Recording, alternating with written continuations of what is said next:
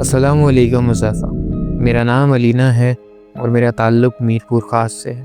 یہ واقعہ 2019 کے لاک ڈاؤن لگنے کے بعد میرے اور میری فیملی کے ساتھ ہوا، اور یہ میری زندگی کا سب سے زیادہ خوفناک واقعہ ہے۔ جب 2019 میں لاک ڈاؤن لگا تو وہ میری فیملی کے لیے بہت مشکل وقت تھا۔ ہم کیونکہ ایک جوائنٹ فیملی میں رہتے تھے، ہمارے دادا کے آبائی گھر میں میری امی، میری چھوٹی بہن الوینا اور میں اپنے دونوں چچا اور ان کی فیملیز کے ساتھ جوائنٹ فیملی سسٹم میں رہا کرتے تھے۔ لاک ڈاؤن لگنے کی وجہ سے جو ہمارے دادا کا کاروبار تھا وہ پوری طرح ختم ہونے کو آ گیا۔ بالآخر ہمارے دونوں چچاؤں نے وقت کی نزاکت کو سمجھتے ہوئے ہمارے دادا جان سے گھر بیچ کر اپنا حصہ دینے کی درخواست کی۔ کچھ دن تو صرف بات چلتی رہی، لیکن ایک وقت آیا جب یہ درخواست مطالبے میں تبدیل ہونے لگی۔ اس وقت ہمارے دادا نے ہمارے والد صاحب کو کال کی۔ میرے والد سعودیہ میں ہوتے تھے کام کے سلسلے میں۔ ان کی میرے دادا سے جب بات ہوئی تو انہوں نے کہا کہ یہاں پینڈیمک کی وجہ سے لاک ڈاؤن لگا ہوا ہے، نہ کوئی آ سکتا ہے نہ کوئی جا سکتا ہے، تو میں ایسے وقت میں کیسے آ سکتا ہوں پاکستان۔ جب میرے والد صاحب نے پاکستان آنے سے انکار کیا تو میرے دادا نے ان سے کہا، جنید پھر میں ایک کام کرتا ہوں، میں اس گھر کو بیچ کر تمہارے دونوں بھائیوں کو حصہ بھی دے دیتا ہوں اور تمہارا حصہ بہو کے اکاؤنٹ میں ٹرانسفر کر دوں گا۔ پھر بعد میں جب تم سہولت سے پاکستان آؤ گے تو دیکھ لینا تمہیں کیا کرنا ہے۔ اس کے بعد میرے والد صاحب کی میری امی سے بھی بات ہوئی۔ والد صاحب نے کہا، صفیہ میں کسی وجہ سے ابھی پاکستان نہیں آ سکتا، ابو میرا حصہ تمہارے اکاؤنٹ میں ٹرانسفر کروا دیں گے، تم بچوں کو لے کر فی الحال کسی کرائے کے گھر میں شفٹ ہو جاؤ، جب میں پاکستان آؤں گا تو ہم اپنے پیسوں سے اپنا گھر خریدیں گے۔ اس مشاورت کے بعد میرے والد صاحب کے اسٹیٹ ایجنسی پر ایک دوست تھے، انہی کے ذریعے ہمیں ایک گھر کرائے پر ملا، اور یہاں سے شروعات ہوئی ہماری زندگی کے اس خوفناک حصے کی جس کے بارے میں ہمیں کوئی اندیشہ ہی نہیں تھا۔ جب میں نے پہلی بار اس گھر کو دیکھا تو میرے دل میں ایک خیال آیا کہ امی سے کہوں کہ واپس دادا والے گھر چلتے ہیں، یا پھر کہیں اور چلتے ہیں، یا پھر ہمارے ننیال چلتے ہیں، کہیں بھی چل لیں گے لیکن اس گھر میں نہیں رہ سکتے۔ وہ گھر کم بھوت بنگلہ زیادہ لگ رہا تھا۔ اس گھر میں ایک عجیب سی وحشت تھی۔ ہم اس گھر کے باہر کھڑے تھے، دن کا وقت تھا، لیکن دن میں بھی وہ گھر کسی ڈراونے منظر سے کم نہیں لگ رہا تھا۔ ایک تو علاقہ ایسا جس میں زیادہ لوگوں کی رہائش نہیں تھی، اوپر سے ایک کشادہ گھر جس کی لگتا تھا سالوں سے صفائی نہیں ہوئی۔ وہ گھر سالوں سے بند پڑا تھا۔ پہلے ہی دن سے اس گھر کے معاملات کچھ ٹھیک نہیں چل رہے تھے۔ ہم لوگ جب پہلے دن رات کو اپنا سارا سامان کی ان پیکنگ کرنے کے بعد سونے لیٹے تو گھر کے مین گیٹ پر آہستہ آہستہ کھٹکا کرنے کی آواز آنے لگی۔ امی نے بھی 2 بار گیٹ دیکھا، گیٹ کا لاک چیک کیا، گلی میں دور تک جھانک کر چیک کیا، لیکن کوئی وہاں موجود نہیں تھا۔ بالآخر اس دن امی گیٹ لاک کر کے اندر آ کر ہمارے ہی روم میں ہمارے ہی پاس کرسی پر بیٹھے بیٹھے سو گئے۔ اگلے دن امی کو مارکیٹ جانا تھا۔ میں اور میری بہن الوینا اسکول سے آ کر دوپہر کا کھانا کھا کر تھوڑا ریسٹ کرنے کے لیے لیٹ گئے۔ لیٹے لیٹے پتہ نہیں کب میری آنکھ لگ گئی۔ کچھ دیر بعد میری آنکھ کھڑکی کھلنے کی ایک زوردار آواز سے کھل گئی۔ ہوا کے ایک تیز جھونکے نے کھڑکی کو زور سے ڈھکیلا تھا، اس کی وجہ سے میں نیند سے بیدار ہو گئی۔ میں نے دیکھا کہ کھڑکی کے باہر کوئی کھڑا ہے، کالی چادر اوڑھے۔ مجھے لگا کہ الوینا صحن میں امی کی چادر اوڑھ کر کھڑی ہو گئی ہے یا پھر کھیل رہی ہے۔ یہ سوچتے سوچتے نیم بیداری کی حالت میں ہی جب میں نے کروٹ لی تو میں حیران رہ گئی، کیونکہ الوینا اس وقت بھی میرے برابر میں نیند میں بے خبر سو رہی تھی۔ میرے پورے جسم میں خوف کی ایک لہر دوڑ گئی کہ اگر امی گھر میں نہیں ہے اور الوینا اس وقت یہاں سو رہی ہے تو ہمارے گھر میں کون گھس آیا ہے۔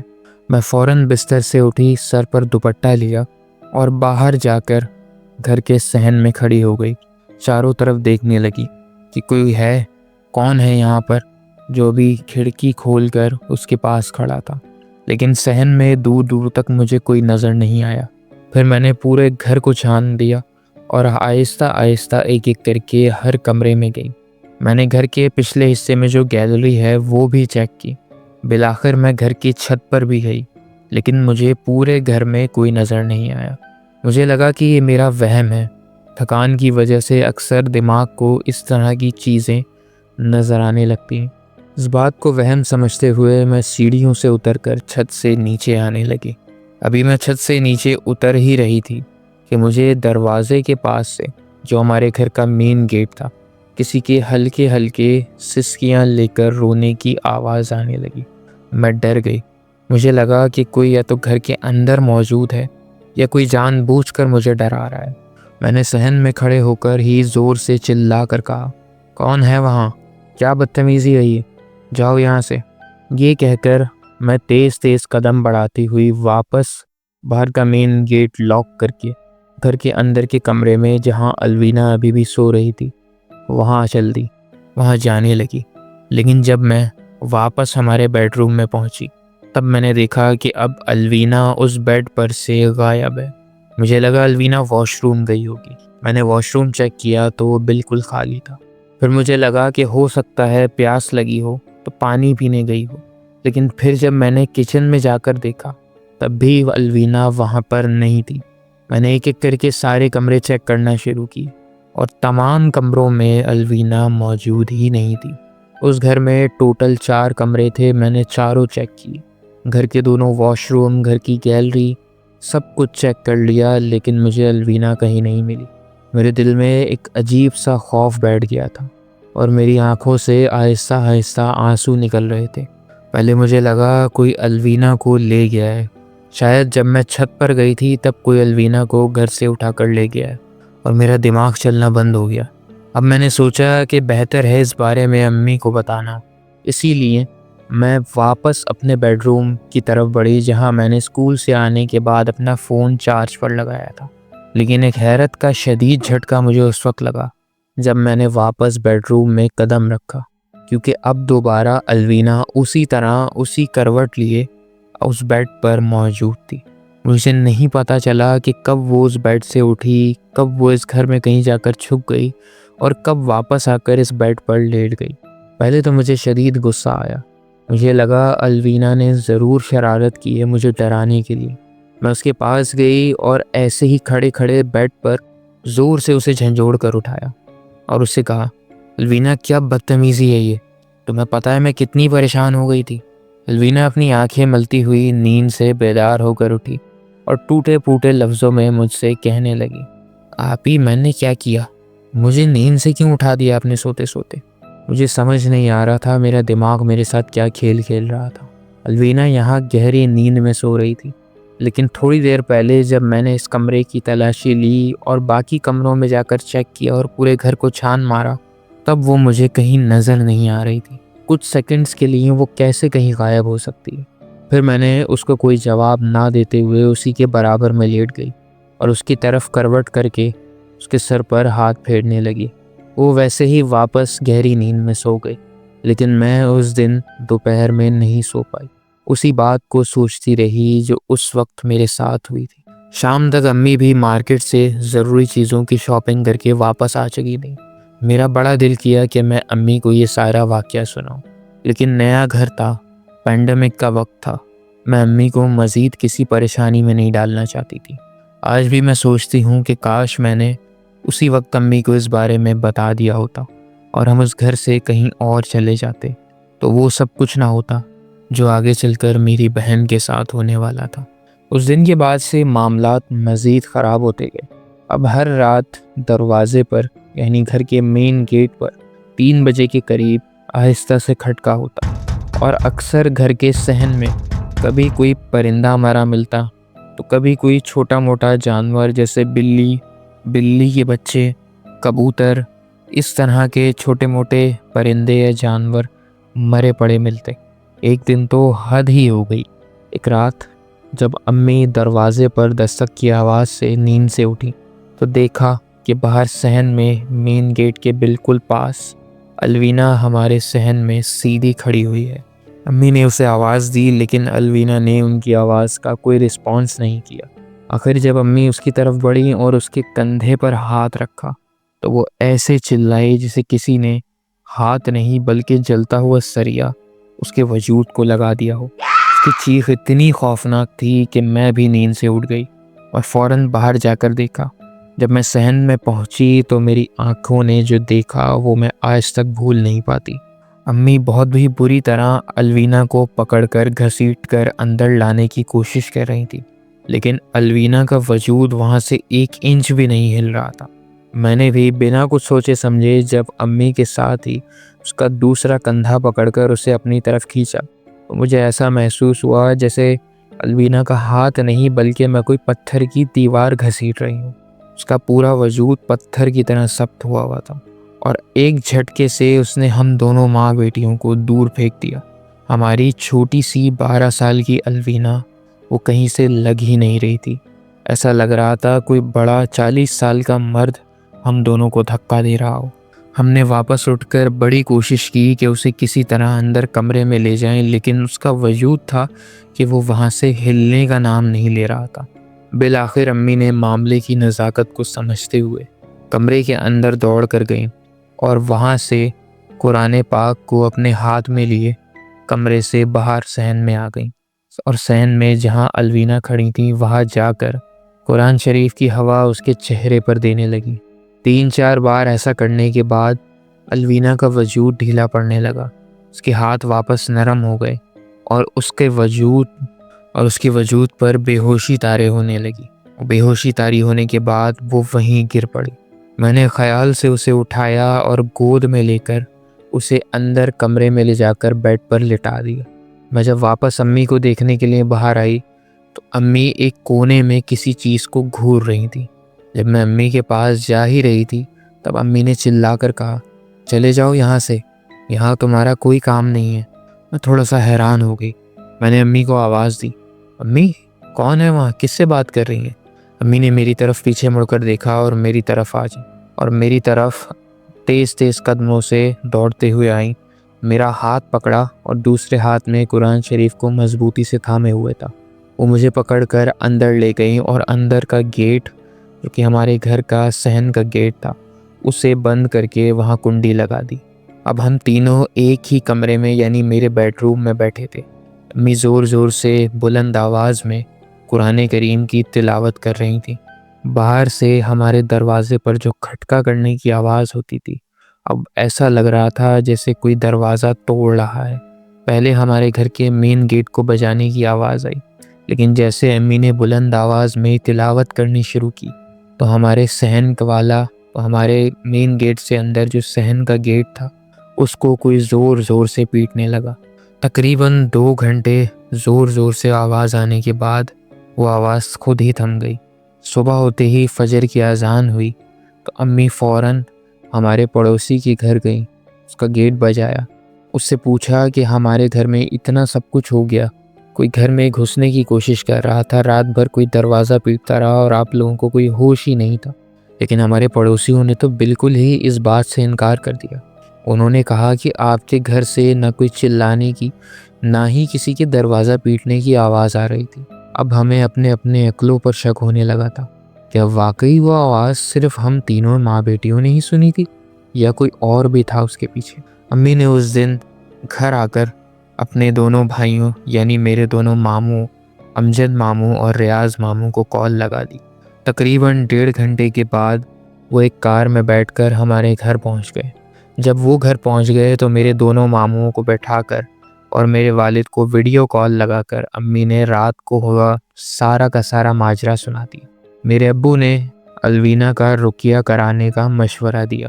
جن لوگوں کو نہیں پتہ ان کو بتاتی چلوں، رقیہ ایک ایسا عمل ہے جس میں انسان کی جسم پر قابض ہو جانے والے غلیظ مخلوقات کو ہٹانے کے لیے قرآن کریم کی کچھ مقدس آیات کی تلاوت کی جاتی ہے۔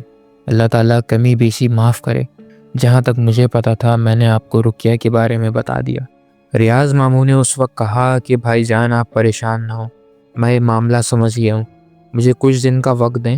میرے ایک پیر صاحب ہیں، وہ ایک چلے پر گئے ہوئے ہیں، جیسے ہی وہ آتے ہیں میں ان کے ساتھ آپ کے گھر کا چکر لگاؤں گا۔ امی نے ماموں سے بڑی گزارش کری کہ تم دونوں میں سے کوئی ایک ایسا کرو کہ آج ہمارے ساتھ اس گھر میں رک جاؤ۔ لیکن میرے دونوں ماموں اپنے کام کی روٹین کی وجہ سے بہت مجبور تھے، اور یہ تب کی بات تھی جب لاک ڈاؤن پہلی مرتبہ ہٹا تھا اور SOPs کے ساتھ تھوڑے تھوڑے لوگوں کو گھر سے باہر نکلنے کی یا کام پر جانے کی اجازت دی گئی تھی۔ ایسے میں وہ اپنا پہلے سے ڈوبتا کاروبار اور خراب نہیں کرنا چاہتے تھے، اس لیے وہ دونوں واپس اپنے گھر چلے گئے۔ ہماری والدہ سے ریاض ماموں نے وعدہ کیا، تم پریشان مت ہو، میرے مرشد جیسے ہی چلے سے واپس آتے ہیں میں ان کو لے کر اس گھر کا ایک چکر لگاؤں گا۔ اس دن کے بعد سے اس گھر میں جو بھی چیز موجود تھی وہ مزید اپنا رنگ دکھانا شروع کر چکی تھی۔ اب اکثر ہمارے سامنے دن دہاڑے بھی گھر میں پراسرار واقعات ہوتے، ہم لوگ ان واقعات کو دیکھ کر ڈرے سہمے سے رہتے، لیکن اس وقت ہم وہ کرائے کا گھر تبدیل نہیں کر سکتے تھے۔ کچھ وجوہات تھیں جن کی بنا پر امی نے اسی گھر میں رکنے کا فیصلہ کیا تھا، اور جب تک ہمارے والد صاحب پاکستان نہیں آ جاتے تب تک بقول امی کے ہم اس گھر سے نہیں جا سکتے تھے۔ ابو نے اپنے ریئل اسٹیٹ والے دوست کو فون پر بہت کھری کھری سنائی تھی کہ تم نے میری فیملی کو کس عذاب میں پھنسا دیا ہے، تمہیں پیسے چاہیے تھے مجھ سے مانگ لیتے، لیکن یہ تم نے کیا حرکت کری ہے۔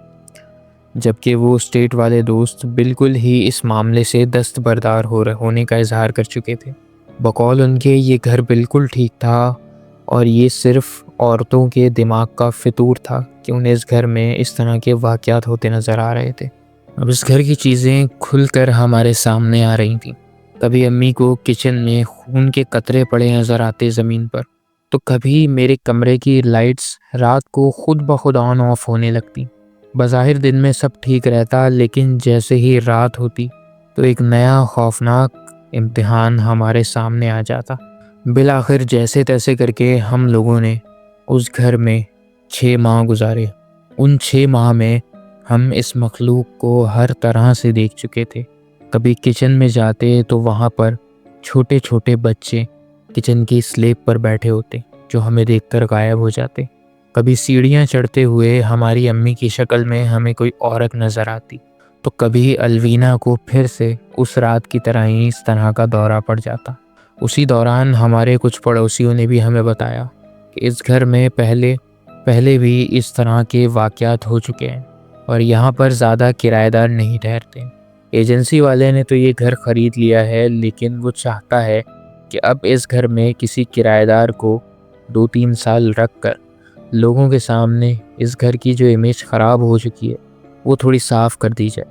شاید اسی لیے ہمارے ابو کے دوست ان ایجنسی والے نے ہمیں اس گھر میں لا کر پٹک دیا تھا اور ہمارے بھروسے کا ناجائز فائدہ اٹھایا تھا۔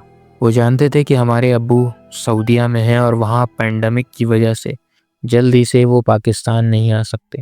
شاید اسی مجبوری کا فائدہ اٹھا کر انہوں نے ہمیں یہ گھر کرائے پر دے دیا تھا۔ کبھی ایسا ہوتا کہ ہم رات بھر سو نہیں پاتے، کبھی ایسا ہوتا کہ دن میں بھی ہمارے گھر کا مین گیٹ خود بخود کھل جاتا۔ کچھ وقت کے بعد ہمارے ریاض ماموں اپنے مرشد کو لے کر بالآخر ہمارے گھر آ ہی گئے۔ وہ ایک بزرگ سفید داڑھی والے اور سفید شلوار قمیض اور سر پر سفید امامہ باندھے ہوئے آدمی تھے۔ ان کی عمر تقریباً 60-65 سال ہوگی۔ انہوں نے ایک ایک کر کے ہمارے پورے گھر کے تمام کمروں کا دورہ کیا۔ وہ زبان سے کچھ پڑھتے جا رہے تھے اور کسی بات کا کوئی جواب دینے سے بھی منع کر رہے تھے۔ وہ ہمارے گھر کا ایک دورہ کر کے جیسے ہی گھر سے باہر آئے تو میرے ریاض ماموں کو باہر بلایا اور باہر بلا کر اپنی گاڑی میں بیٹھ کر ان سے کہا، ریاض اپنی بہن سے کہو اس گھر کو چھوڑ دیں، اس گھر میں جناتوں کے پورے خاندان بسے ہوئے ہیں، وہ اسے یہاں ہرگز برداشت نہیں کریں گے۔ یہ تو تمہاری بہن نمازی، تہجد گزار اور ایک دیندار عورت ہے جو ابھی تک ان چیزوں نے کوئی بڑا حملہ اس پر نہیں کیا۔ اگر ایسا ہوا کہ کسی دن ان چیزوں نے اس پر حملہ کر دیا یا ان بچوں پر حملہ کرنے کی کوشش کی تو بھاری نقصان بھی ہو سکتا ہے، اور اگر زیادہ معاملات خراب ہو جائیں تو جانی نقصان بھی ممکن ہے۔